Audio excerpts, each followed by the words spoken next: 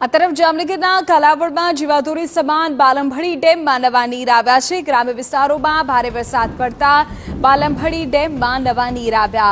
મુડીલા, બાલમભડી, દાણીધાર, ખીજડીયા સહિતના ગ્રામ્ય વિસ્તારોમાં વરસાદ પડ્યો। ગ્રામ્ય વિસ્તારોમાં ભારે વરસાદ પડતા વરસાદી પાણી ડેમમાં આવ્યું। બાલમભડી ડેમ હાલમાં 13 ફૂટ જેટલો ભરાયો છે। બાલમભડી ડેમ કાલાવડ શહેરને પીવાનું અને સિંચાઈનું પાણી પૂરું પાડે છે।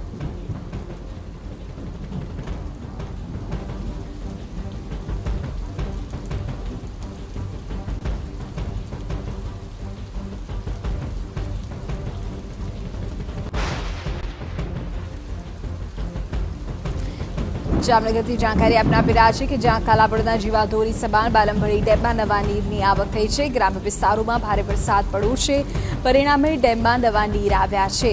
ઉલ્લેખનીય છે કે કાલાવડના ગ્રામ્ય વિસ્તારો જેમ કે ખીજડીયા, દાણીધાર, બાલમભડી, મુડીલા આ તમામ વિસ્તારોમાં ભારે વરસાદ થવાને કારણે વરસાદી પાણીની જે આવક છે તે ડેમમાં થઈ છે। હાલ ડેમ 13 ફૂટ જેટલો ભરાયો હોવાની જાણકારી સામે આવી રહી છે। ઉલ્લેખનીય છે કે આ ડેમથી કાલાવડ શહેરને પીવાનું પાણી પૂરું પાડવામાં આવે છે, સિંચાઈનું પાણી પણ આ જ ડેમમાંથી પૂરું પાડવામાં આવે છે।